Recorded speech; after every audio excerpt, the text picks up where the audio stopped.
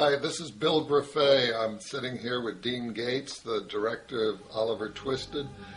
Dean, you and I go back a lot of years. Why don't you tell everybody how we got together? Well, we met when I was a student at the University of Miami in Florida. I was down there and a student in the late 70s studying film production. And I remember a professor, George Capewell, had a class on filmmaking, and he would bring in local experts and people from the industry in Miami to talk to the class about film production.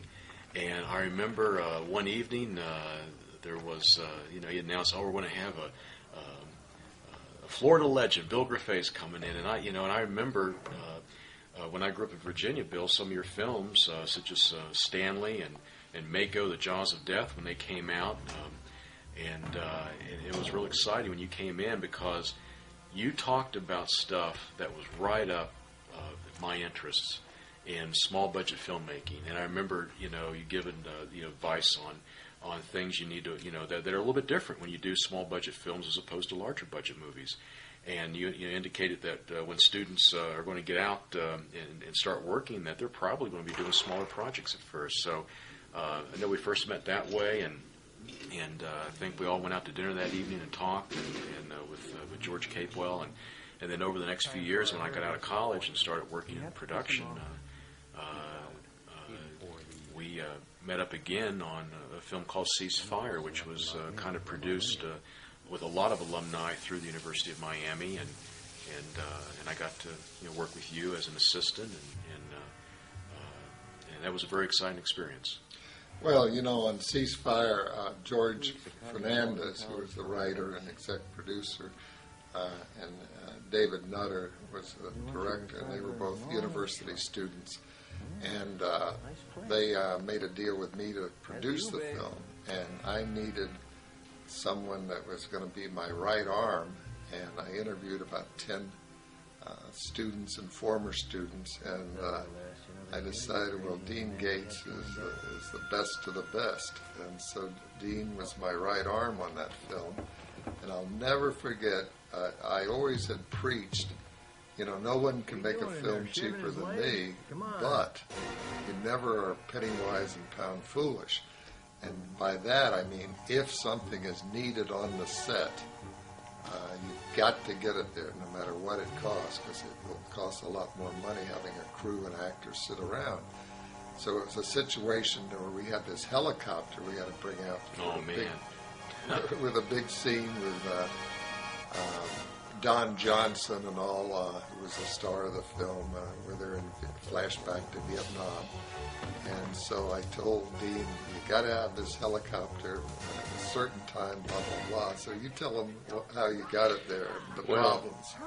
It was a nightmare. I remember it was a shell of a Huey helicopter, similar to the ones that would have been used in Vietnam.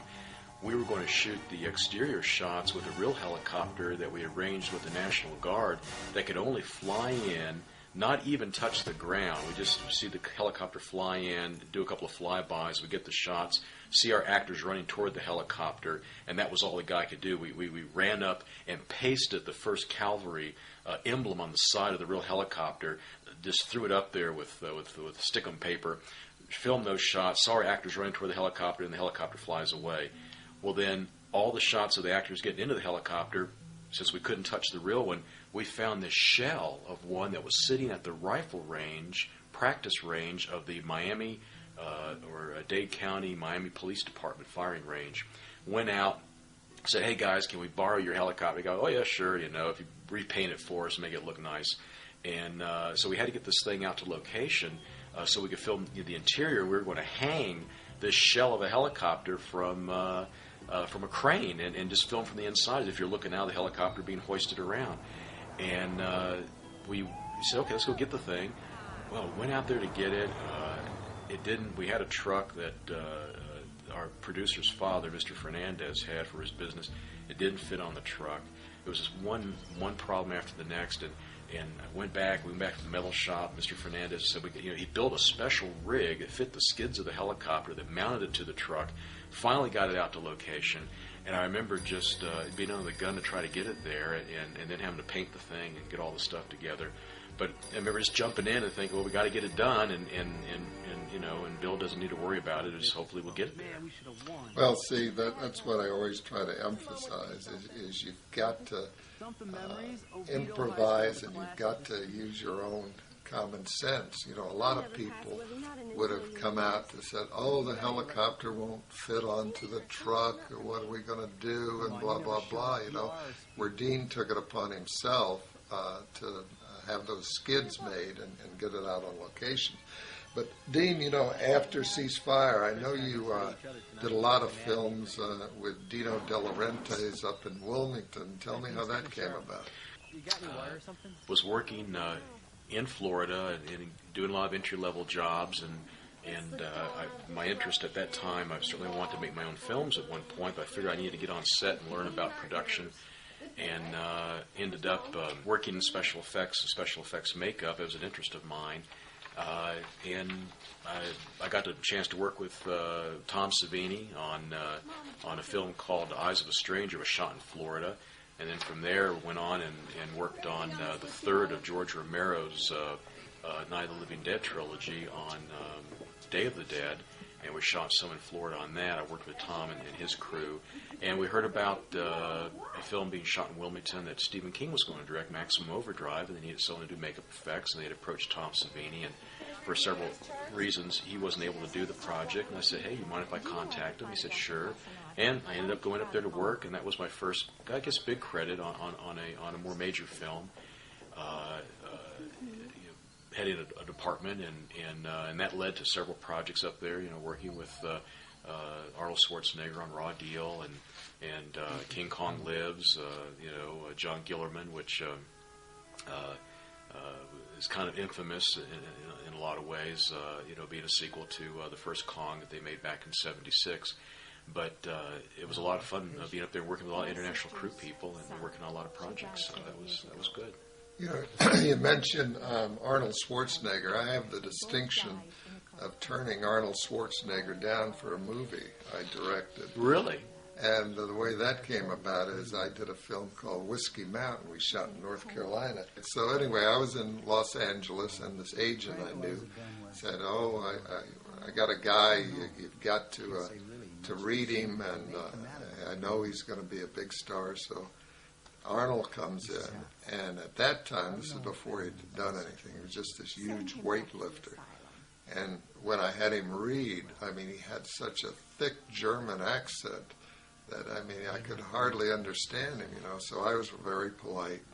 When he left, I told him, why did you waste my time for? This guy can't even speak English, So anyway, the role went up to Chris George.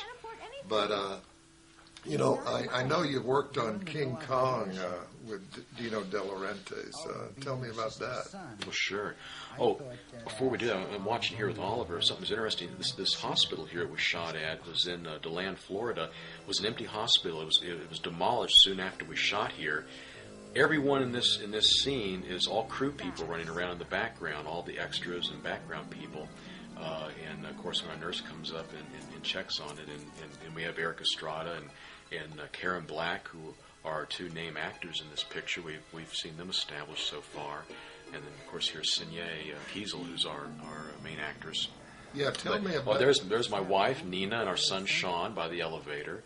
ERIK. And here comes ERIK Estrada and Karen Black. Funny story about this. ERIK came in so quickly. There's our producer's wife, Jean Ballas, there on the left. And I think all crew people, prop lady walking in the background, every one of the people in the background, crew folks.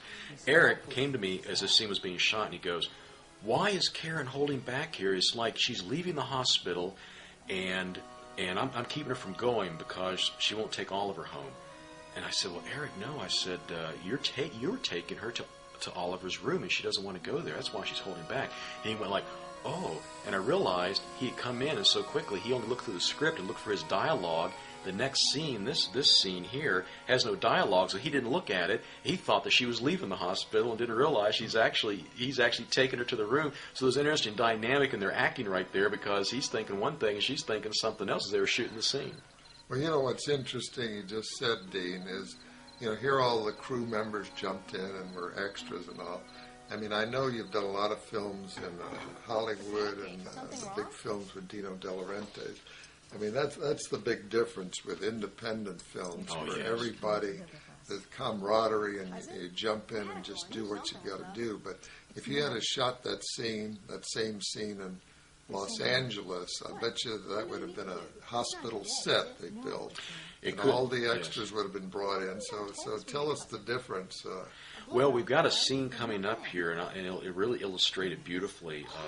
We have a scene at the Orlando airport that even illustrates it even better. The scene we just saw was where we went to an existing place that had once been what we wanted, but no one was there. The place was going to be torn down. So we got to utilize it and control the entire environment. And you're right, if we had put extras in there, minimum of $40 a day, if not more, if they bring their own wardrobe. And you count the number of people in the background and multiply that by $40 and more, that really starts to up the budget. We got to use crew members who were already being paid, who weren't at that time doing their jobs. We found a bunch of old scrubs that were in a back room, put everybody in the scrubs, the outfits, didn't even have to pay for wardrobe, had them all run around the background, coordinated by our assistant director, Al Crespo, who, by the way, we'll talk about him later, did a tremendous job in this picture, and it would have never gotten shot without Al's cooperation and help. We utilized an existing place that no one was in so we could control it. When we go to we'll talk about the airport in a minute, where it is an existing location that has got real people in it, and how you handle that and make it look like, you know, you've spent a lot of money on extras that really didn't cost you anything. Another thing about locations is about 70% of the movie shot in this home, which was on a lake. We looked around Orlando where this film was shot. It was 15 days, actually 14 days of shooting and one immediate day of pickup shots right afterwards, so 15 days of shooting. With no extra days. We didn't have to go back and shoot another frame of film after we finished, which is about the only movie I've ever worked on that happened. A lot of times you shoot a movie and you got to come back later and shoot stuff. Right. Well, see, that's what really has always ticked me off, is that a lot of critics, I'd say American critics, I mean, an average Hollywood film that I know you've worked on some, and these big films with the major stars, they're like 150 days. They do like a half a page. I know when they did Harrison Ford, the 6 Days, 7 Nights, they were averaging a half a page a day. But you were on the set because your daughter Melanie was an assistant director in that film. Correct. She's done a lot of these big $100 million films that I'll never forget. She did Waterworld, and she was in Hawaii for like 5 or 6 months. And you know, and I saw her when I was working on Star Trek, Deep Space Nine at Paramount Studios in Hollywood. They were setting the tank up in the front for some big project. They were going to come in and shoot, something in the tank in the front parking lot. And they put this gigantic net all around. It was like 3 stories high. To fill it with smoke and have soft lighting, and this huge production just to shoot an action sequence of people on waters on jet skis. And I'm walking through, and there's Melanie. She goes, "Dean," and I go, "What are you doing here?" She goes, "Well, we're doing some pickup shots. We're shooting this stunt sequence from Waterworld." Right. Well, she used to call me when they were in Hawaii, and I said, "Melanie, what you guys spend on coffee and donuts, I could make 3 films, you know." So that's about the difference between Hollywood and independence. But what I was saying is, it's what really gets me is the European critics. They look at a film and they can dissect what the film cost, how it was to be made, how it was made, and so forth. And they don't compare a 15-day shoot against a 150-day shoot. They don't compare $300,000-$400,000 versus $70 or $80 million. So that's what American critics, I think, are lacking over European critics.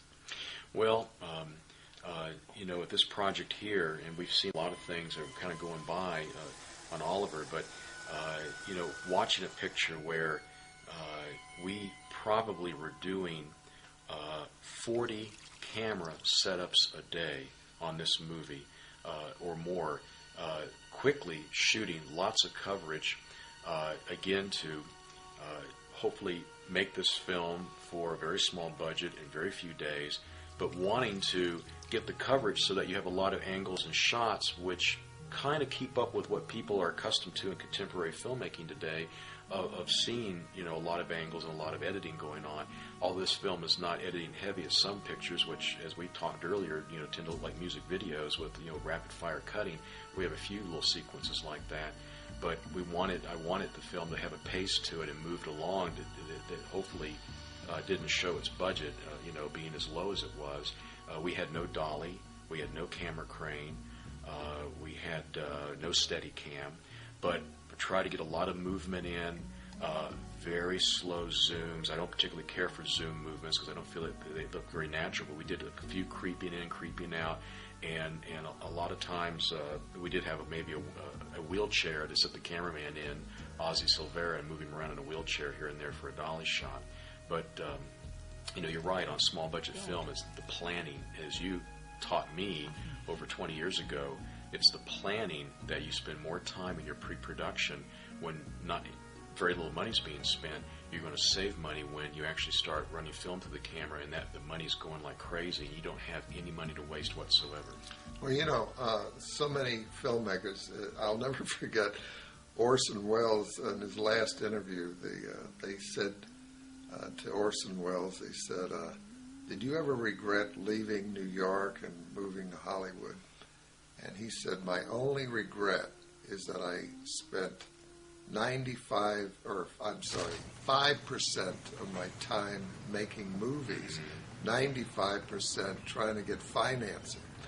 And so most, filmmakers are constantly fighting over the money situation. And this was financed very uniquely. A gentleman named Gersh Morningstar, oh, yes, who was a good friend of ours. Our executive producer. Yeah, he was the exec producer. And then a longtime associate of mine, Socrates Ballas, was the producer of it. And a great man to work with. So tell how you got this directing job and how this whole financing came about. Just before we get to that, this scene right here, you see the car that our character Livy and Karen Black's character is driving around. This actually belonged to the actor Signet in the driver's seat. We had another car we were using, and we actually shot a couple of scenes with another newer van that was supposed to be the family car. Well, the van belonged to one of our helpers on the picture, and as they were leaving the set one night, they got into an accident and wrecked the van. We had already had a couple of shots with the family van. We had to go back and redo those shots and then continue on with this different car, which really was Signet's car. Just to show you how sometimes you got to shoot from the hip and get rolling on things. So yeah, that car thing reminds me of the first film I ever directed. It was called The Checkered Flag, and it was a racing movie. And we had made a deal with this guy for this red Ferrari, and when he saw what they were doing with his car and all, he was really ticked off, and so we'd shot this red Ferrari, which was the lead actor's car. Yes. And so the next day, he wouldn't give us the Ferrari. Oh, no. And here, that was a key thing. So anyway, I had shot a scene where the actor walked out of frame, and so I just rewrote the script, and we got a big yellow car, and I had the actor say, "Oh, it's too bad the Ferrari blew an engine, but old Yeller here, it will get us through the race, you know." So you've got to improvise, where Hollywood would have gone out, bought another Ferrari. And speaking of improvising, we mentioned earlier about the airport scene. We're at the Orlando airport. We found a section of the airport, they were under construction. We put the actors in the construction area where no public was allowed to go. we put the camera way far away and put on a long lens, which then brought the background really close up behind the actors. In the background are real people going through the airport, and then I had a few of our crew people walk between the actors and the camera, looked like they were in the middle of the action, the actors. So if you were in the Orlando airport during the second week of October in 1996, you could be in this movie. And all those people in the background did not know they were in a film because they couldn't see the camera because the camera was way far back, and they were heading toward their flights. And if we had bought this airport for the movie and paid all those extras, at least $40 a day, you can imagine the cost of this scene, and we did it for very little money because of that. And Karen, what a great actress she is, and Signé working together, you will see an actual, the speaker says, Orlando flight so-and-so, right there, she points at, I got to go. And that was right live, right on the set. You hear the background ambience, the guy made the announcement, and she just utilized and said, see you later, and she walks out. Well, by setting the camera way back, then the people, the laymen that were walking to the airport, they didn't be looking at the lens and, look, they're making a movie. Didn't even see us. We were back in an alcove where they couldn't be seen, and where Signé and Karen were standing. The people were not allowed to even walk there. They were misdirected. Getting the script. Another thing about small budget filmmaking, you try to pare your script down before you start shooting to all the things you think are not going to be needed. And of course, as a director, I come in and Patrick, who was our screenwriter on this, had written a fun script in the horror genre. There were some things I did that I wanted to do just for me, to tie in some elements. Right here we have a single camera, long take, very kind of complicated camera moves, which we cut away from to shorten. But we on set, and I'm very proud of that you gave me a certificate that said that I'm a member of the Rippers Society, because I was able to rip pages out of the script, and we did that. We had the Tartu Award. The Tartu Award. That's right. That's right. The Tartu. The Tartu Award, which relates to one of your early films, Bill, The Death Curse of Tartu. Correct. And so we were on set. We were at the airport. For transportation reasons, Karen was late getting to the airport. We had one day to shoot at the airport. We had an exterior scene at the airport that needed to be shot. It was in the script where they pull up and talk about it. And I had even written a little reference to her being in one of the early, I think, Airport 1975, where she flies the plane. She's the stewardess, and Charlton Heston's got to be lowered by cable to the airplane, and the pilots have been knocked out and sucked out the window, and she's up there flying the plane as the stewardess. Well, they pull up in front of the airport, and they're getting ready to get out, and Karen says, "Oh, I almost forgot my tickets," and Signé looks at her and says, "Mom, you can't be, come on, we got to get in there." And then Karen's line is something like, "Well, it's not like I'm going to be flying the plane or anything," and then walks on out. Kind of a little reference to Airport 75. Well, we get there. Karen was late being brought to the airport. We were behind schedule, and I looked at the assistant director, Al, and I said, "Al, we don't need that shot outside the airport. Let's just rip it out of the script, and we'll move on." And we did, and I didn't want to, cut out our little reference, but it was time to move on and get out of there and get on to shoot other things. Well, Karen Black, tell me about Karen, because she's done so many films. Oh, Karen's great. She came in, we had Karen Black, and then ERIK Estrada were our two actors that were hired for marketing reasons. I mean, certainly we want good actors, but we needed two people that had a name value recognition so that it would help in your foreign sales, which is very important. And a lot of folks don't realize when you go to make a smaller budget movie, you want to guarantee some sales, the best you can. There are no guarantees in filmmaking, of course, but if you have some name value recognition actors, that helps in sales. We had Karen for 3 days and ERIK for 3 days. They overlapped one day, which was the scene at the hospital. Karen came in and was just great to work with. And she had, I think that she was kind of, fooling with me a little bit, because we would be like in one scene getting ready to shoot, and we were very well planned, did not change the schedule hardly at all in this movie. She came in to set and she goes, oh, we're shooting this scene? I thought that was tomorrow. I've got my lines memorized for another scene. Oh, well, I better go. Let me go work on my lines. And I'd be worried, oh my gosh, she didn't have her lines memorized. Things have messed up. she'd walk away for 5 minutes and come back and go, "Okay, I've memorized my lines now. I'm ready to go." And I thought, oh, she's trying to make me like she's memorized her lines like instantly. And I think she knew. She just was saying that and walking away and coming back, and and just kind of pulling my leg a little bit. But well, you never know with these old pro actors. Like I directed a film called Mako, Jaws of Death. Oh, Richard Jekyll. Richard Jekyll was the greatest pro I ever worked with, and we had about 6 or 7 pages of a complete rewrite.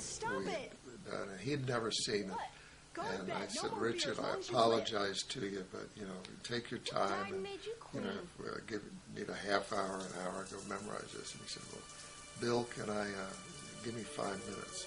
And he went and he just read through that, like speed read it, and he said, "Okay, I'm ready." And he memorized like 5 or 6 pages of his dialogue in 5 minutes. And to me, that's a real pro, Yeah. But, you mentioned something interesting about foreign sales and the star recognition. Yes. Well, about 3-4 years ago, I was invited to be a guest speaker over in Nice, France, at a television festival they were having. And ERIK ESTRADA was over there. And all of the French went completely crazy over ERIK ESTRADA. Yes. And they just mobbed him and all. And so I had met ERIK there, and he seemed like such a nice guy. I mean, really nice guy. I was impressed with. ERIK was great to work with. Again, I mentioned how he had just really, whipped in to do this movie. Back at the hospital, a funny story about ERIK, not only the scene where, he had just quickly looked at the pages where he had dialogue and didn't realize, the motivation, because, the next scene he was in also, and didn't realize it because he had no dialogue. The scene when he's sitting at his desk, if you go back earlier in the film, he said to us, "Oh, I think the doctor, the character I'm playing, would have a really, really messy desk." So, they load his desk up, the prop set dressing with lots of stuff. Well, then, right before we go to shoot, he lays his script open right on top of the desk in full view, but because the desk has so many papers on it and everything, you don't know what it is, if it's a script or a medical journal or whatever. And so he's able to kind of glance down at his desk and look at his lines. And I thought, oh man, what a great technique for, just being able to disguise the tree in the forest and have his lines there. We got off the beaten path here. We were talking about Gersh Morningstar, yes. Socrates, how the film was financed, how you great got story. How you got this directing assignment. So yeah, we had FFI, Florida Film Investments, was formed at kind of a plan, Bill, that you had laid out, being a lot of your career and your life being spent in Florida and contributing to the growth of Florida film. Gersh, who has a widely read newsletter called the Florida Blues Sheet for all folks who work in the entertainment industry in Florida and then throughout the country who read what's going on in Florida. A great publication that comes out twice a month that Gersh produces out of Orlando, Florida. And he, working off a suggestion you had, thought, wouldn't it be great if we could, internally finance our own movies instead of waiting for people just to come into Orlando to shoot? And there's a lot of great crew, a lot of great actors, at kind of at the mercy of when outside productions come in. Well, if you could generate a economic base for making internally produced films in Florida, you could put people to work. And the idea was like, well, let's form a company where crew people and actors put money into shares of stock, and at $10 a share, and the fund grew, and before you knew it, they had enough money to make a film, and a script was put together, for this purpose of doing a smaller budget horror film. And I guess this is before I was involved, but as elements were coming together, they were looking for a director, and I think I think Gersh first turned to you, Bill, because of your experience, maybe to direct this project, and you were concerned about your schedule and being busy. Correct. Plus Socrates Ballas, who produced the film for Gersh, yes, was an old friend of mine that I'd worked with. So when I had another assignment, they said, well, who do you recommend? And I said, well, I know a gentleman that has got tons of experience, but he's never directed a feature, but I'll put my reputation on the line that he's the guy to do it. So they interviewed you, and I think the rest is history. Well, it is. We came on down. It was very exciting. I got the script, and I got to say, this production it went off for me like clockwork. Directing had been something I've been wanting to do my whole career. I've been about 15 years working as a special effects primarily makeup effects person, which this film has a little bit of those elements in there, and we'll talk later about who I got to do the makeup effects for this movie, which we're watching right now. A kind of a juicy piece here as our postman is getting whacked here by Oliver, But Insigne is having a little bit of a psychic connection here to Oliver, or she can kind of see what he's doing because they're connected in a way that we'll find out later. But anyway, we got together to do this project, came in, shot it in 15 days, as we mentioned before. The neat thing about this film, basically the film was made for a value of $512,000, which is very low for a feature film. Only $337,000 was raised through investors. $90,000 was achieved in value from trade through a lady named Janet Ritchie, who is kind of the queen of barter and trade in Orlando, Florida. And she was able to barter and trade things like our caterer. We had a catering on the film from a 5-star restaurant, Hunt's Inn, I believe, in Mount Dora, Florida, that provided just wonderful meals. And Bill, as you know, like an army marches on its stomach, a film crew really survives on the quality of food. And I've worked on very expensive movies where the crew was getting paid expensive, high salaries, would have no reason to complain about, the amount of money they're making. But because the food was not great, or they ate the same, caterers weren't very good, crew would just moan and complain like, oh, you thought they were, just being treated terribly, even though they're making thousands of dollars a week. But yet you work on a small movie like Oliver where no one's getting paid anything. I mean, getting paid very small amounts of money. But if the food is good, boy, the audience, not the audience, but the crew really appreciates, and they'll go to the ends of the earth for you if you feed them well. So a lot of it was deferred, and some of the crew members actually chipped in, and it was a big joint effort. Yeah, $83,000 deferred payments, and so total about $512,000 in value for putting this movie together. Well, when it was all put together, they also, Socrates and Gersh, Morningstar, asked me, who do you really think would be a good assistant director? We have a couple young people out of the university, blah blah blah. I said, listen, guys, you need a first assistant that knows what he's doing, and I recommended Al Crespo. So tell me about Al, how he did. Oh man, Al, what a great guy, and lots of experience in South Florida and around working on music videos and other productions. You worked with Al in Jamaica on a film that was done down in Jamaica. Al came in, very organized assistant director. And talk a little bit about the interface between script, director, and assistant director. If you have assistant director that is really sharp and knows what they're doing, they're not too, very much concerned with any artistic input into the movie. They want to make sure that script and that shooting schedule is done on time and on budget.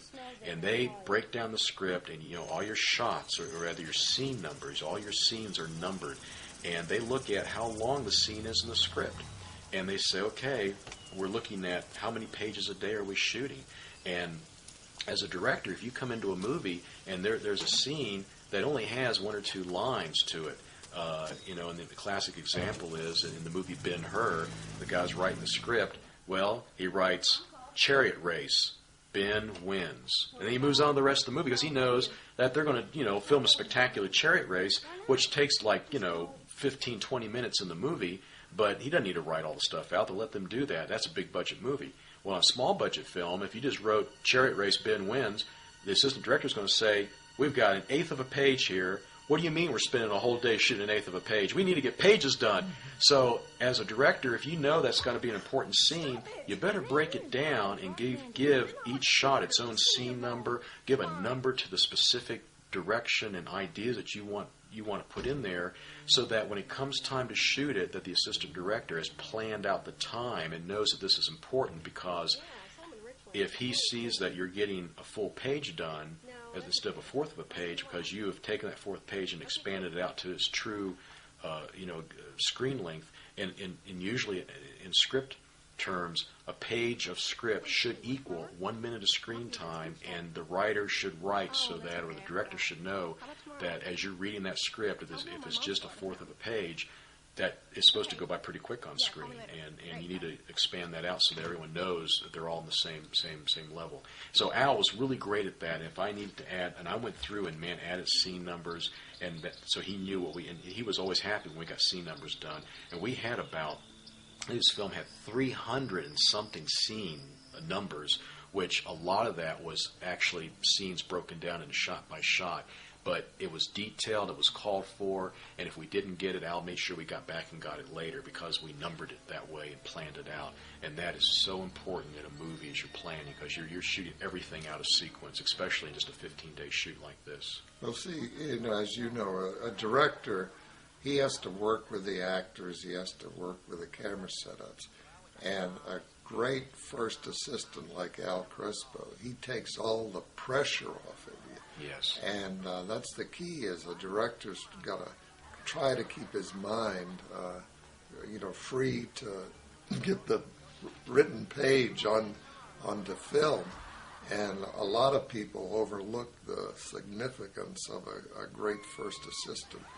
And anybody that, is out there going to do their first film, boy, try and get someone that's got a lot of experience, and they'll take all the load off of you. We also, we talk a little about Socrates Ballas, who had done a lot of films with me, and yes. Socrates moved from California to Orlando. Socrates was I think, his first area of expertise was he was a stuntman, correct? Correct, with Chris George on a TV series called Rat Patrol. Yeah, he's the one you see in the opening credits of Rat Patrol, and that Jeep comes flying over the hill, like the signature shot of that whole series. That's Socrates driving the Jeep. Well, speaking of series, I know you won an Emmy for the Star Trek series. Deep Space Nine. Yeah, Deep Space Nine. I think you were even nominated 2 times yes. for the Emmy, and then you won. So tell us how it was working at Paramount. Wasn't it Paramount? Paramount Studios. It was great. I went out to Los Angeles. I had worked for 10 years on the East Coast, never been to L.A. As you mentioned, working for Dino De Laurentiis at the studios in Wilmington, North Carolina, and Martha De Laurentiis. She was a supervising direct producer there. Great experience. I started meeting people from Los Angeles. People assumed I was from L.A., so I started going out and getting jobs, getting offered jobs to go out. I would always joke that I went out to Los Angeles for 7 weeks to work for Roger Corman, and I ended up staying for 7 years, and ended up, again, going from very small budgeted movies and projects up to working on some of the most expensive projects done in their genre, and certainly the Star Trek Deep Space Nine was a very expensive show at the time it was being shot at Paramount. I had met a makeup lady in Wilmington who, when I went out to L.A., by the time I made it out there, she was now working on the Next Generation series and working under Michael Westmore, who is the supervisor of the makeup department and the makeup effects on all the Star Trek TV series. And I got to meet Michael, which was a great treat for me, because I remember reading a book that he wrote years ago when I was, I think, in high school, about the art of makeup. It was out of print, and and he comes from a very famous family of makeup artists who go way back, all the way back to the silent era. And I was out there working in L.A. on some smaller projects, and I just thought, wouldn't it be great to be able to work in one of the big studios? Because there's a lot of work in Los Angeles, but not necessarily on all the big projects. Well, I ended up getting involved in working with Michael Westmore and working on Next Generation, and then Deep Space Nine. Got a full-time position on that show, and I was on the second and third seasons of Deep Space Nine, and working with all the great folks there. And our department was nominated both seasons that I was full-time on Deep Space Nine. The first season was that I was there, the second season of Deep Space Nine. Babylon 5, I believe, won that year for the makeup department. And then this next year, in '95, we were nominated, and we won that year. It was very exciting to go back, because I'd already moved to Virginia with my family to start my own production company, moved out of L.A. We went back for the Emmys, because they're for the season before. And just had a great time, and I just had a feeling we were going to win. We had a very strong show, and to be fair, I mean, certainly, Michael Westmore was the head of our department, and there were about 8 or 9 other people, including myself, that we all got Emmys. We all shared in the award, and each of us got our own little statue, which I got sitting home on my mantle, and all the other folks in the department. So. It was great being involved with a really great team and a great leader and a great show, and seeing a very high quality project done fast. They shoot the Star Trek shows at that time single camera, like a movie cameras, and you got to do a lot of quick setups, and you just watch the ballet of a crew that works 10 months out of the year shooting high quality quickly, and they're basically shooting every 14 to 18 days. They are shooting enough material to make a feature-length movie. Well, on those series, that is really where a great first assistant comes in handy. They do, and they leapfrog first assistant directors. There'll be 2 first assistant directors. They'll be working on one episode and prepping one while the other assistant directors is shooting. And then as the second one starts to shoot their show, the other one then leaps over and starts prepping the next show. So they have 2 assistant directors always leapfrogging, and they're always different directors coming in. You may have 5 or 6 directors over the whole season. One may shoot as many as 10 episodes if they really like him. One may come in for 1 episode, maybe one for 2 or 3. So the directors are always changing, but the first assistant director, there's 2, and they're always leaping each other and prepping one week, shooting the next week, and then prepping and shooting. Well, the difference between television and, say, independent films and even major films, the directors on TV, they don't work as much on the dramatic content with the actors and all, because, tell the difference.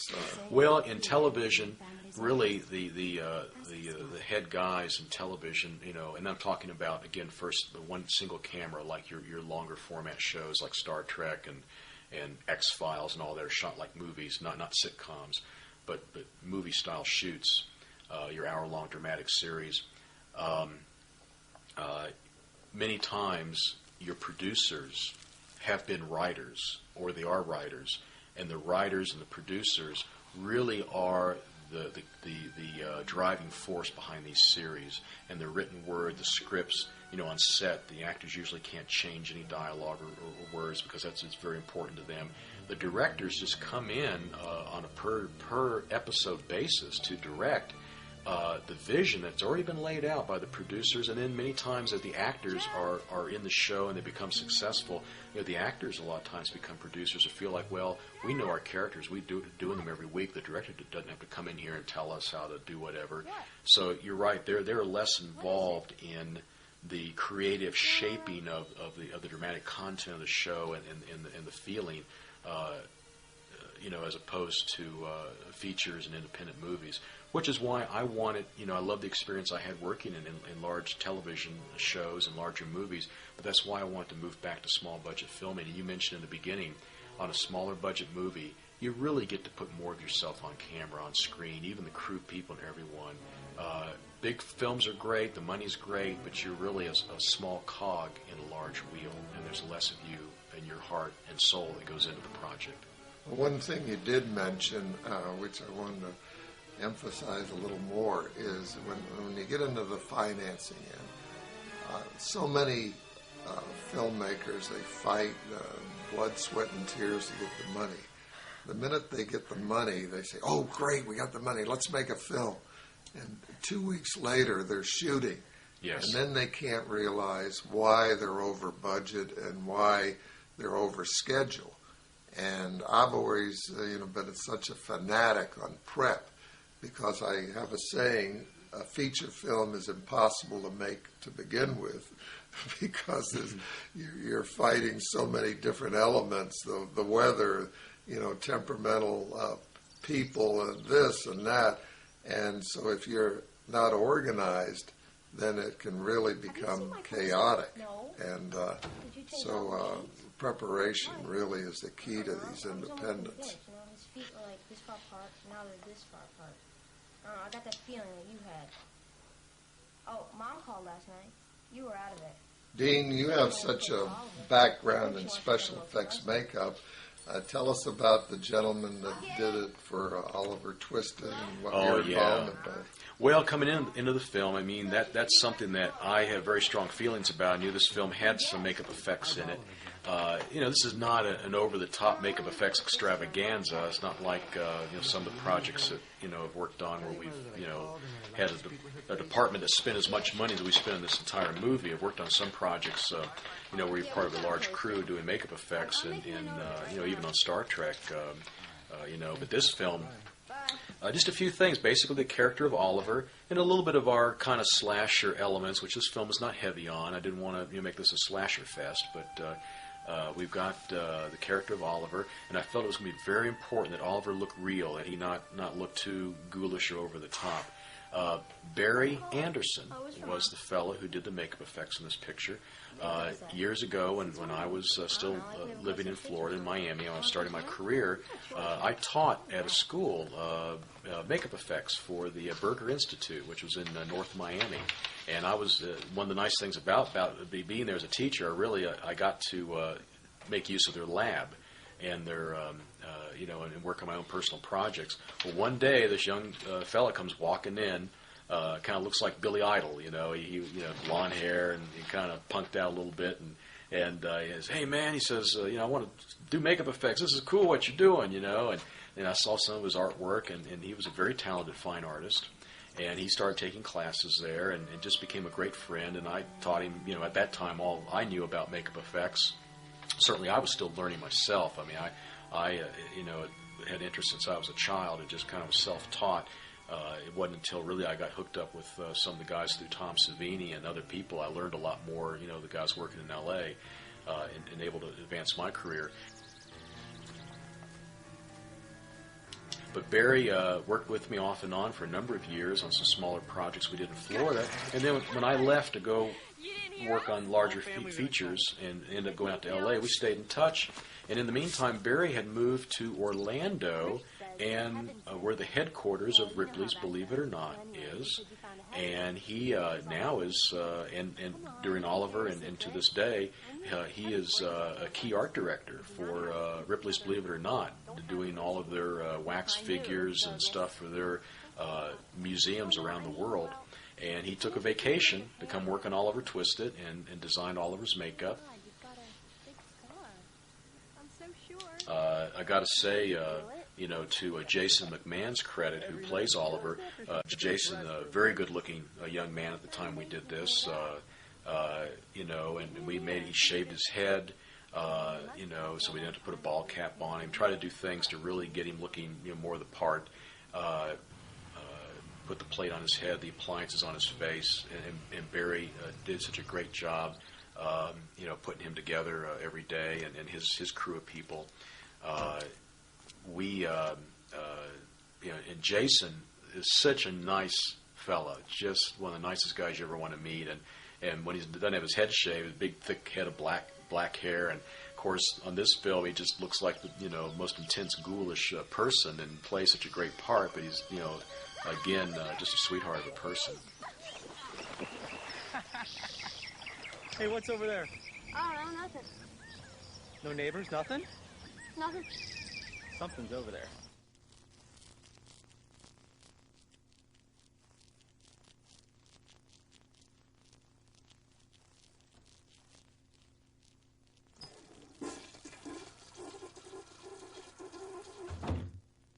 You know, there is something over there. What? It's something I've hidden, but you can't tell Olivia or she'll beat my butt. Come on, I'm the Billster here. You can trust me. What is it? Come on. You use so many young actors Oh, yes. in this movie. Are they mostly Florida actors? They all were. Outside of ERIK and Karen Black, who are seasoned veterans and professionals that came in from the outside, from California, everyone else in this film was a local Orlando actor. I don't believe any of them had any extensive feature film experience. I know of our key young people, none of them, I think, have been in any feature films. Commercials, theater, college productions, and it was really great working with them. Sinye Kiesel, who plays Livy, just a phenomenal act, very subtle, very a real good spirit of listening on camera and giving to the other actors.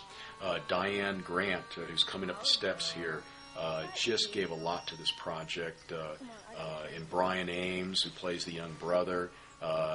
Brian came a long way in this film. He started out being very self-conscious because here he was around these older kids, or young 20s, and Brian was. I'm not too sure if he was probably around 14 or so when we shot this film. And he was a little self-conscious, but as the film went on, he loosened up and started becoming, one of the gang and felt a lot more like loosening up. And I actually went back and shot some of his things where he got better as we went along because he was less self-conscious. Dave Kramer, who is chasing Brian here, Dave was a stuntman at Universal Studios. He was in the Terminator, show. And plays Connor, the young fella in the Terminator movie. He plays him as a live actor, and then he goes on in the movie, as the actual actor takes over in the film. No growths under Raven or Oliver. Maiden name, right? Yes. I checked the county. Try HAP. H-A-P-P. About 19 years back? Yes. Okay.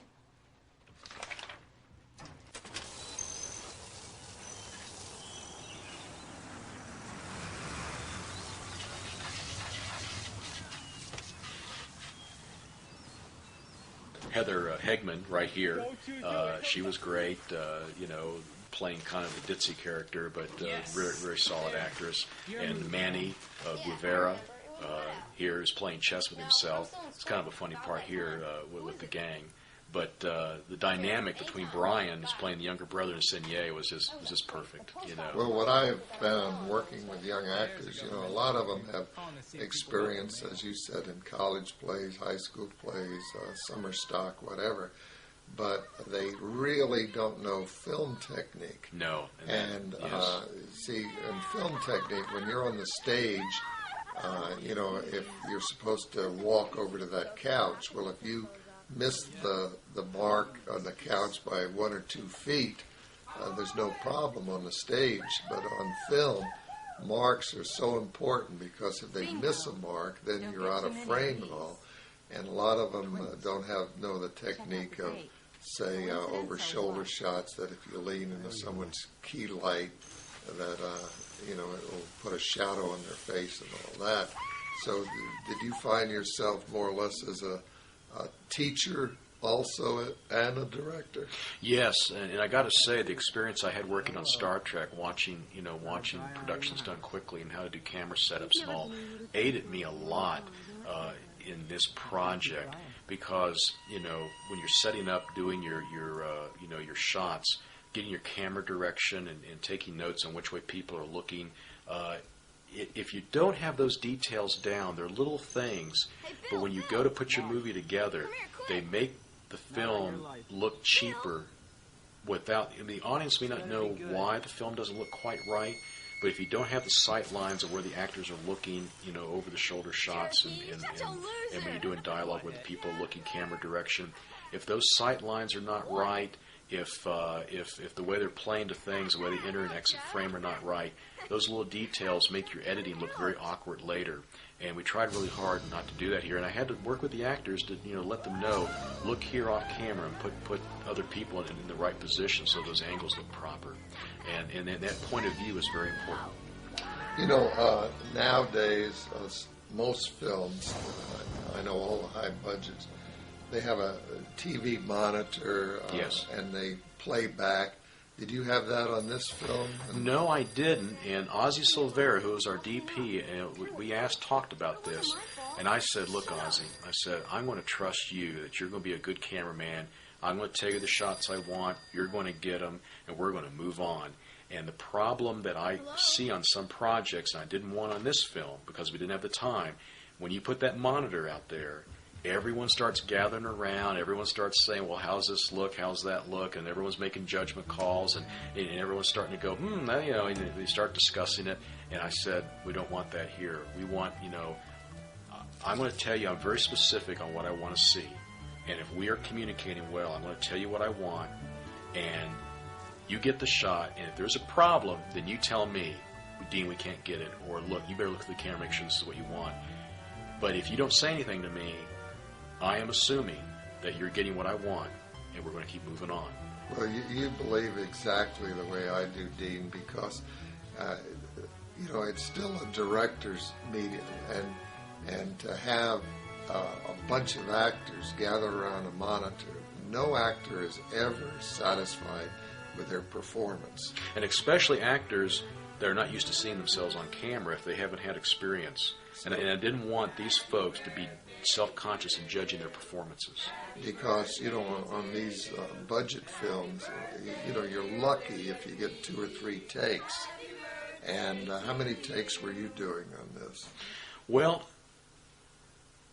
it actually varied. It was a wide variance on this.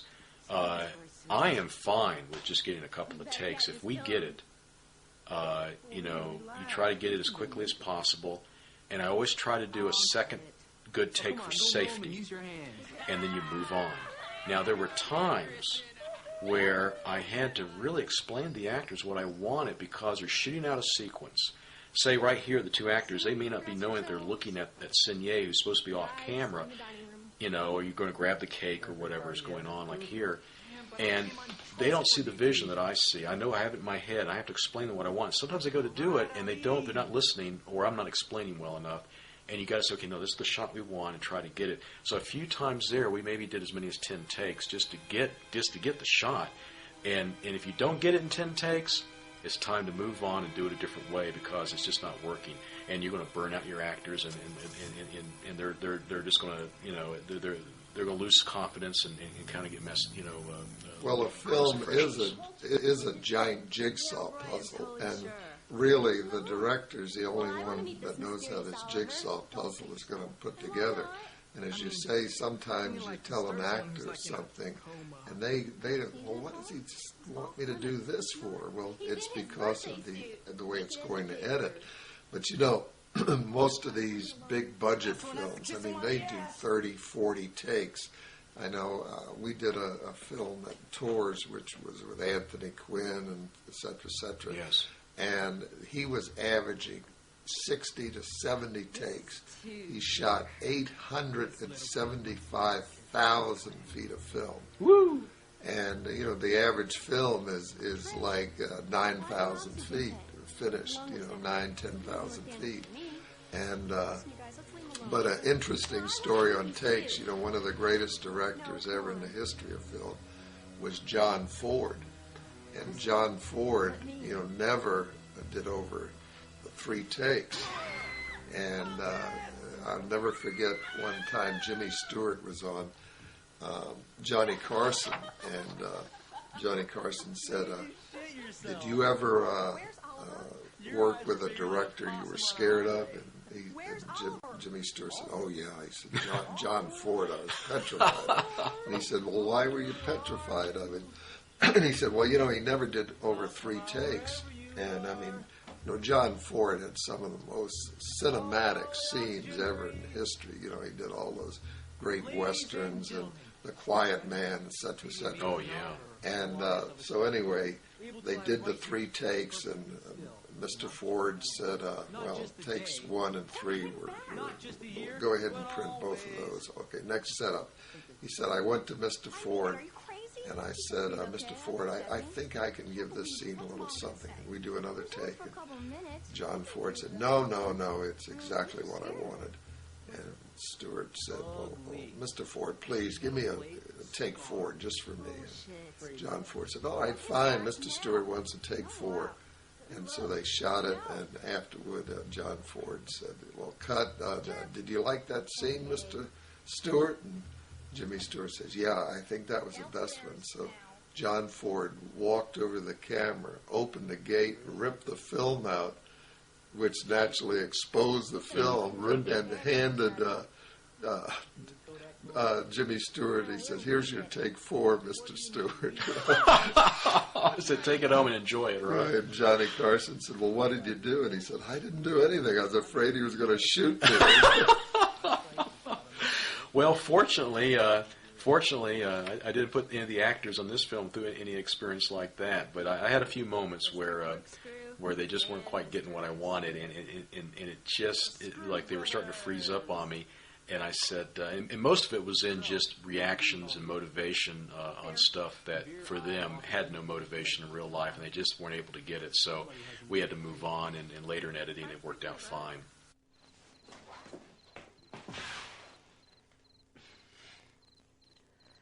I'd find a better hiding place than that if I was you. I remember right here, there's going to be a shot coming up. You're talking about Al Crespo, and here's our, you now see that our kind of our omen here, our talisman, the knight that kind of represents the beginning when Oliver shows up. He's there, and he doesn't, the machete's been taken from him earlier, and we still see that he's there as a specter, in the house, representing the fact that Oliver's upstairs. There's going to be a shot here where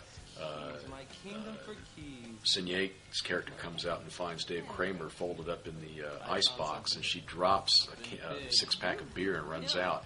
And Al Crespo, was just sometimes getting on me because he said, "You're doing too many takes, and setups. You're not going to use all this." And when he finally saw the cut film, he goes, "Well, wow, you used everything you shot." And I said, "Well, Al, I knew what I wanted." He just kept, saying, "Oh, director's just going to shoot too much. You don't need a shot of the can of beer hitting the ground." And later I said, "Al, it's in there."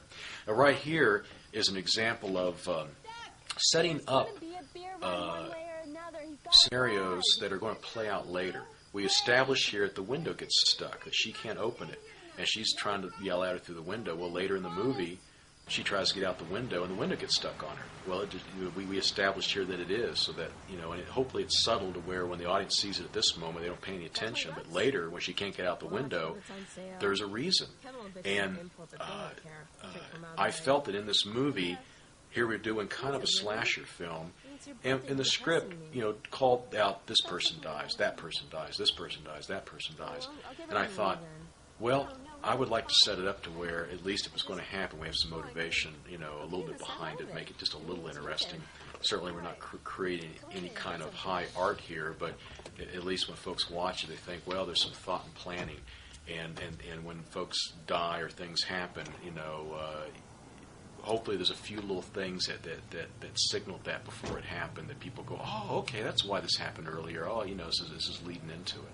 So for me, the fun of this was connecting the loose ends and trying to make things in the beginning later. Like right here, you saw the close-up of the keys being laid down. And normally, there'd be no reason to show the keys being laid down. They talked later about, I need the keys, give me the keys, I don't want you driving. And we see him lay the keys down. Well, Livy is going to come in and look for the keys later, and there's going to be a big focus of the scene coming up that we're going to expand out the suspense where it could have just been written, Signe goes in the house and grabs keys. Well, we have a scene that really lasts about a minute of her trying to find the keys. And right here, we have shots of Oliver hitting Dave Kramer's character and the beer can being hit out of the face, and now Libby sees the effect. We're starting to crank up the intensity here in the movie to wrap it up, and folks are starting to die now, or we're starting to really kill them off quickly. And she's seeing the vision of him at the Quickie Mart that no one else sees because she's kind of looking through Oliver's eyes. She can see what Oliver sees, and there he is, in the shot. The Quickie Mart shot here. This was a real place. We showed up. We were shooting. We couldn't show the Texaco, emblems and all that were there. And another thing, you notice the flickering light. They're fluorescent lights here, and our DP realized later that when we shot it, 75 frames a second, that pulsing of the shutter speed was in conflict with the pulsing of the fluorescent lighting, and you see that flicker. And that's something that on a bigger budget film we would have corrected for and not had, but we didn't realize here when we were doing it. And we just left it in because it was an interesting effect that most people wouldn't notice. But a technical aspect you got to be aware of when you start changing variables on set. Well, you remember, I was one of the pioneers of using fluorescent lights to match existing fluorescents. Yes. And remember when we did Ceasefire, the unemployment scene? Oh, yes. And Greg, what was the DP's name? His name was Henning Schullerup. When they did this unemployment scene, there was existing fluorescence up top. Well, when you shoot that, it will throw big shadows on. So I developed where you put fluorescence also on the ground, on stands, and like fill light. And he fought me on that, but I knew it would be real fast to do, so he did it, and afterward it turned out so good. He's used them ever since, Yeah. And so a lot of times when you go in the location, let's hypothetically say you were shooting in a Kmart store, which is all fluorescent lights. Well, if you put the fill fluorescence on, then it will turn out good. And nowadays, of course, the Kino Flow system is all fluorescent tubes that have been balanced for daylight. Right. Yeah, they came up with professional ones now. You shot this on motion picture film. Here's our airport scene again with our free extras in the background. Mm-hmm. Yeah, we shot the 16 millimeter Airflex Super 16. Was this with a telephoto lens now? No, we were in there kind of tight. We actually got to be kind of around where people were running and walking around. It was amazing in this scene here. People just didn't pay attention to us. They're heading toward the airplane. We were set up shooting, and we had a low profile as a film crew. Cool thing here about Karen. Watch now. We're going to have a scene here where we're coming down. We have a high angle looking down at her to show the great professional, the focus that she has. She is sitting here, flapping in the breeze, with general public walking around. Could look at her at any moment, and she's sitting there. And other actors would say, "Clear the set, clear my sight lines. I can't concentrate." People are walking by. We're filming her. And look at this, man. She's giving it all right here. And she doesn't care who's walking around. She just gets in her world and does it, man. And just what a pro. Just does it. I thought it was so impressive, that she didn't need any personal space. Camera's standing on the conveyor belt here going with her as we're riding down through the airport. Well, that's the pros know all the tricks in the world, and they really, if they're a cooperative pro like that, they save you so much time and money. Because, they know. Because they know every trick, They know how to repeat their performance from the close-ups to the two shots to the wide shots, so that it matches in editing. They know when they're the continuity factor, and they just keep that going so great. Here's another here's Signé, another great actress, contrasting someone who's been around the business with Karen Black, and here's someone who was brand new in the business. Just a great actress too. She's able just to get into these moments of having visions and hurting, and that's a tough thing for actors to do, and sometimes it doesn't come off well. And Signé did a great job with it. Well, this was all night shooting. How many nights did you do? Bill, it's hard going back now. About half the shooting was done at nights. We shot quite a bit at night. It's a tough thing to flip between days and nights. I think we probably did about 4 or 5 days and nights out of the 14 days that we shot. Of course, that's always tough on a crew and actors and everybody, because your metabolism gets thrown off. And it's tough. And here again, here's Livy seeing what's happening to this girl in her vision without seeing Oliver. And we've got the neck opening up in slow motion and bleeding. And it was a difficult shot to do. It was really tough. Again, our effects guys were doing a great job, but things were messing up for them. The blood wasn't going through the tubing, and we just had to get through the shot. And it was tough. You start setting up effects, and it's just hard to do. Here's a shot again utilizing these moving shots are utilizing the camera on a wheelchair. We couldn't afford an expensive dolly, so we put on a wheelchair and just move it around on a flat floor. And, here's Manny's character is thinking, now there's no boogeyman around, and trying to get Diane's character, of course, he has ulterior motives here. He wants to get her up and have some romance going. And I made a specific choice in this movie not to have, any nudity or to do anything that would look like, oh, we're just doing this to get people to see the movie. I'm always a firm believer in, even if we're doing a small budget movie, I'm not going to just stick stuff in to be gratuitous just to sell the picture on that level. Certainly I wouldn't shy away from doing nudity if it was needed, but I felt that this movie, if we stuck it in there, people would say, well, that's the only reason you're sticking it in, and these actors were new at all this, so I wanted them to feel a little more comfortable. I remember Diane, when she read the script, she goes, well, now I don't want to get on set and have it all of a sudden be like I'm taking off my clothes altogether. And I said, Diane, believe me, I know you don't know me, but I don't want to put you in that position. This is not what we're after. Go out and buy yourself some pretty underwear that you feel pretty in, and that's as far as we're going, Well, did you rent this house, or was this someone's house? Yes, the house. We had several choices of homes. There was one home I really wanted because it was even a more beautiful home on a beautiful lake, but the family was living there.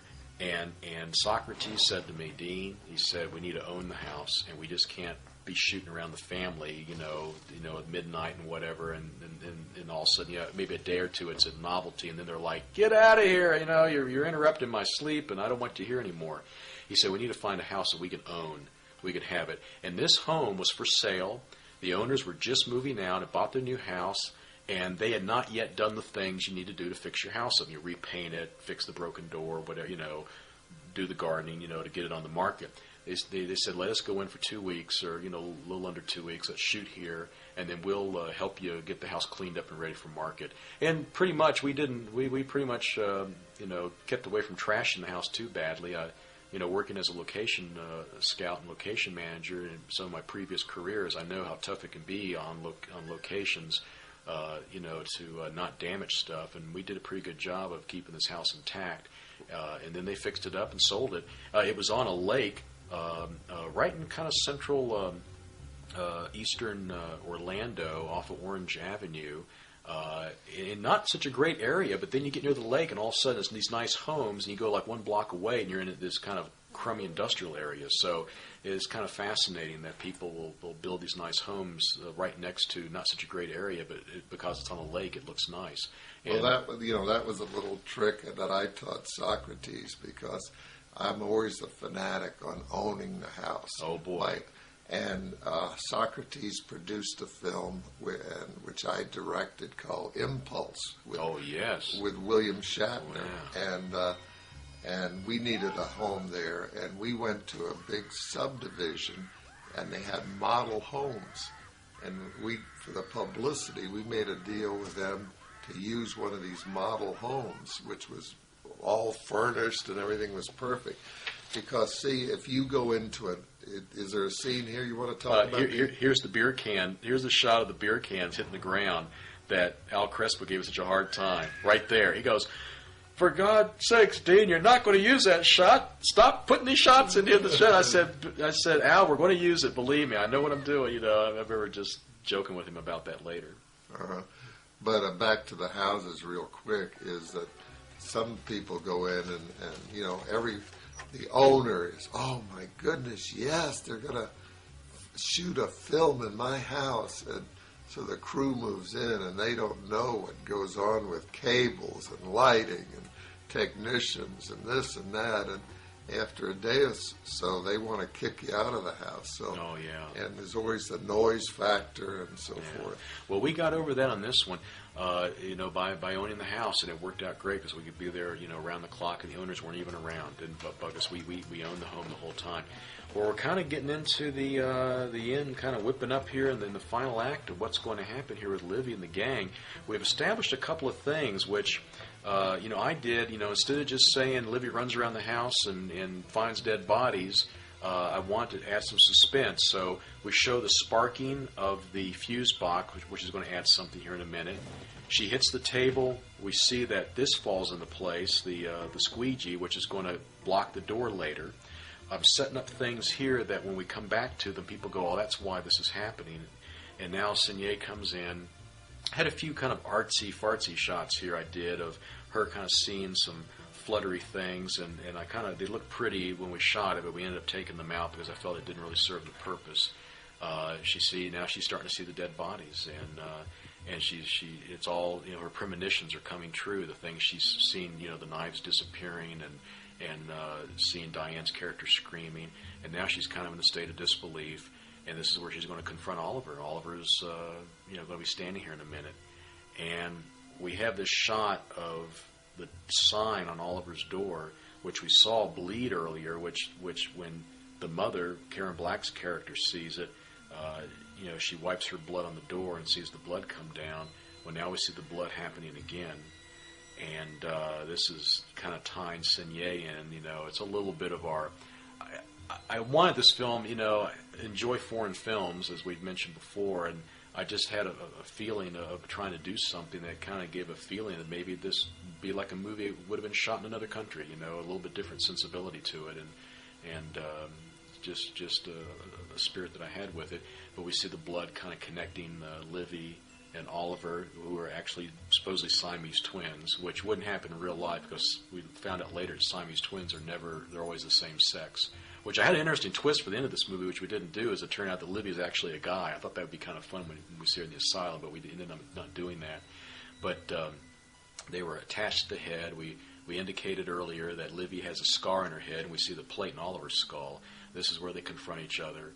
And just trying to build some suspense here with showing the shots, and you're thinking, what's she going to do? Is she going to reach out to him, and what's he going to do? Is he going to kill her?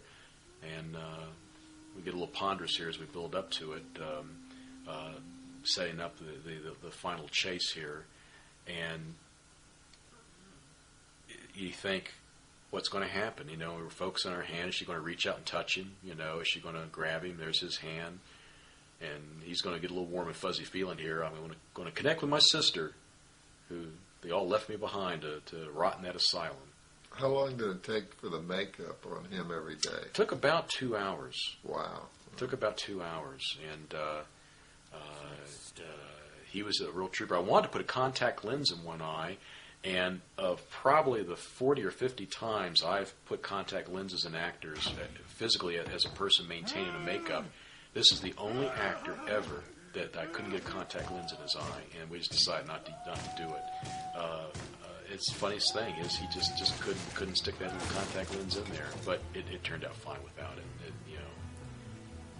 Well, were the owners of the home happy when you left? Yeah, something. I wasn't really involved after that. I think that there was a little bit of damage to the house that they wanted more done than they were trying to, to get a little more out of the production or something. I mean, I don't know quite what happened there, but they weren't around when we were shooting because they moved to the new house. But when they came to fix it up, get it ready, I think they wanted to try to get the production to fix up more things than they really needed to. So there was a little bit of something there, but I wasn't really around for that, so I can't say for sure. Since you had ERIK Estrada and Karen Black so few days, I mean, the scheduling was so important to jump around the script. We hustled to get their shots done, and the shots are intercut throughout the movie to where you feel like they're around for the whole picture in a lot of ways. Now here we're seeing Libby, seeing those keys that were set down earlier. Here's the squeegee that got knocked in the door earlier, now which has blocked the door. She doesn't know that yet, and she's looking around now. There's Oliver in the house. We're setting up the suspense here, and she's thinking, well, where is he? I don't see him anywhere. And then now all of a sudden we're going to build the scene, the suspense of she's heading towards, she's going to try to get those keys. She wants to get keys to the car so she can get out of there. And that's her focus. But then look what happens. Look who she sees standing there. Oliver's kind of like, what's he going to do? And she says, well, I want the keys. I can't get them. And this is just trying to, Al Crespo knew I had to get a lot of shots here. And he said, Dean, I've got some other work I got to do. You spend all afternoon to get these shots. I'm going to leave. I know you got lots of coverage to do. I won't get worried because you've told me up front we're going to get a lot of coverage here. A lot of ratio of shots to screen time. And, of course, now the door, she can't get out the door. We set that up earlier. And a little bit of a, homage to past suspense directors and just kind of going a little over the top on that. But I felt, when we've screened this for people, they actually get the biggest jump here when the phone rings and everything. So I felt it was worth it because no one knows what's going to happen. Is Oliver going to get her or not? So we haven't talked about the music. Tell me about the music and how important music and effects is to a movie. Well, Leonard Wolf, who lives in Nashville, Tennessee, Leonard did the music for this film. Leonard came on this picture long after it had been cut together. There was another fella who was going to do the music, and then he was no longer available, and we got Leonard involved. And I didn't know Leonard. He got involved with the producers, and there the phone rings, a big shock. And anyway, Leonard got involved, and I never physically met him. He did the music. He was, FedExing me video cassettes, and I was listening to it before we were going to go to the final mix. And he had never scored a feature film before, but done a lot of work with albums and a lot of big country stars as an arranger and all in Nashville, a lot of jingle writing. So I had to work with him on showing him stylistically what we needed, and I thought he did a tremendous job. And I've since have worked with Leonard a few times on some other projects that he actually got paid. I think this one was just he just wanted to do the picture like a lot of people and did very little. Again, we're establishing here with the fuse box sparking that it's causing the lights to flicker in the house, which again adds tension and suspense, and there's that window not opening that we established earlier. It doesn't open. Who's trying to open the window? So you're just doing things here to kind of suspensefully pull out the basics of what's going on, just to add some elements of interest. And, and we see that Signe's trying to get out the window. He can't see it. She's yelling at him. He's going, what the heck's this girl talking about? And now she witnesses our doctor's demise here. We think he's going to come and save the day. And Erik loved this. I mean, he died so great. I mean, or actually, we left him kind of alive here in case they ever did a sequel. He didn't want to die. It's like, he might live through this. But, boy, I tell you, when Erik came time to get skewed, he played it. He was great. He was great for this sequence. And this was probably shot like 4 in the morning. It was. There's a lot of pressure this night. We, again, here's a sequence where I had to get a lot of coverage of him getting skewered at the door. And a lot of times, we didn't do storyboards in this picture. I mean, I knew what I wanted to see. And since there wasn't a lot of interaction between optical effects and art department and set building, I didn't feel there was a need to bring departments together on storyboarding, and we didn't have the time to do it. I knew what I wanted. But sometimes I know the crew and different people were wondering, well, why is Dean spending so much time here?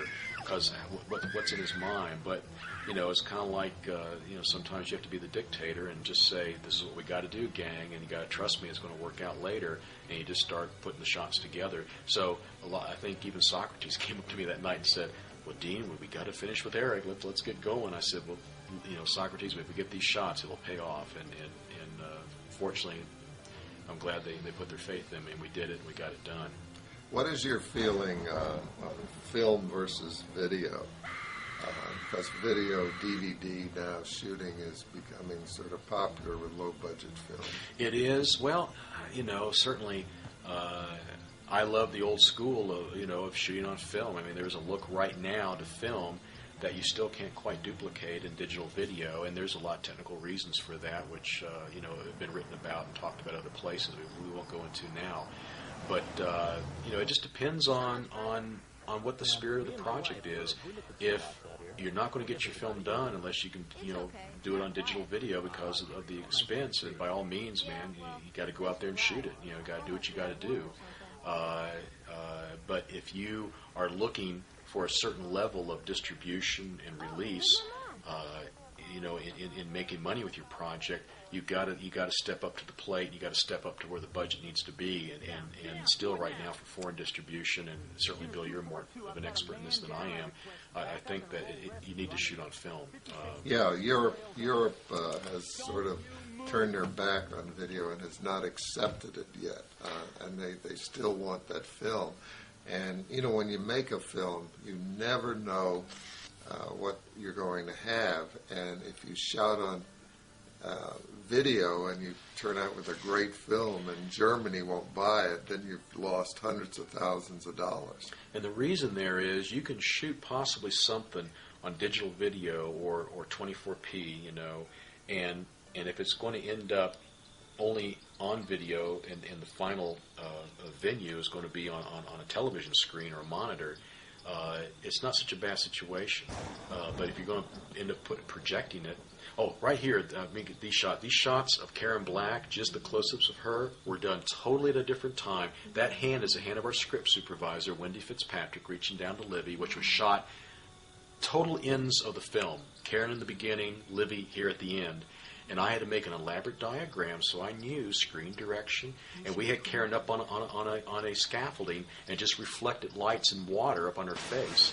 And right here, that's and this is Jeannie Ballas. That's Socrates' wife.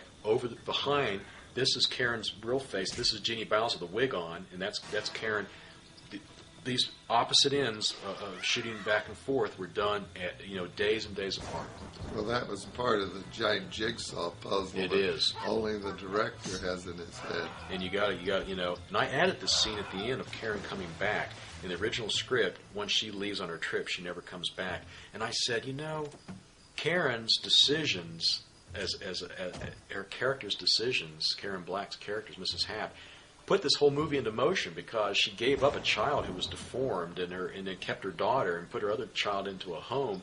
She should come and answer for this at the end. We need to bring her in here, and she's got to fess up, And I just felt that we had to do that. And I told Socrates, let's just get this scene where we just see her come to the house, and believe me, we can get the shots and get it done. He goes, fine, stick it in there. And we did it, and I felt at least it gave a little closure to her character, at least, bring her in at the end, and have her at least admit to Livy, he's your brother, he was your Siamese twin. Speaking of Socrates, I think we should mention that, unfortunately, he died from, brain...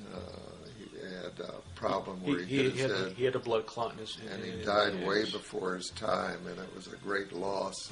And it was, and it affected the finishing and the release of this movie, unfortunately. Socrates, who brilliantly pulled this picture together as a supervising producer for FFI, through his company, Andros Films, did this film. The film was in the can. The editing had been done. But then the final elements had not yet been brought together, and unfortunately Socrates passed on, and now the film finally is finished, and we've got it put together. So it really is a tribute to Socrates that this film ever got made, and it just shows you what can happen when you go to make a picture of all the possible things that can happen. No one's ever anticipated any of us may die, and in the middle of a movie or at the end of the film, and these things happen sometimes, and the spirit of the picture continues on, or and what's there. But it was certainly it was a great loss for a lot of people, to lose Socrates. Well, I think the plans are. Didn't Gersh say something that with the DVD sales, this is going to be advertised in various magazines? Well, I guess the folks that are listening and watching us now, I think, probably bought this as a direct marketed video project, DV project that is going to be seen in some of the magazines, and folks will buy it that way as opposed to having a distributor. Of course, this film was distributed and it was released like in Malaysia and as a video CD, and there are a couple of strange avenues happened overseas with it. but it never quite got the wider release that certainly we all hope that films can get. But folks can enjoy it now as a DVD release and get to hear our words of various levels of wisdom that we're offering here today.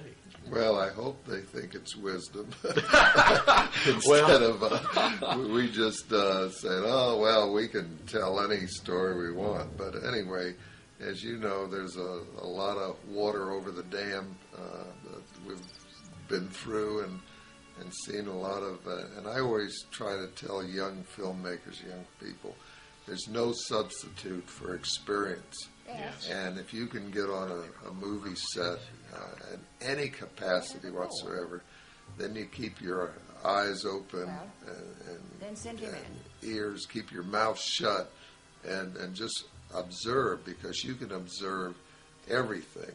You can. Yeah. And finish up on this since we're coming to the climax. Well, here's Renee Graney as Dr. Montpelier, who was great. I saw her audition tape. I said, we got to put her in this movie because she has such a great presence about her. And here's our final shot where we assume that Oliver is going to take out his final revenge here on the last person that done him wrong at the asylum, who now holds Livy. And of course, we're now seeing the end credits, which are rolling, over our production, and I guess time for us to wrap up here at the end. What you mentioned, Bill, is so true about learning about the filmmaking. And over 20 years ago, when I first heard this advice, sitting in a classroom at the University of Miami when I first met you, and I got to say that you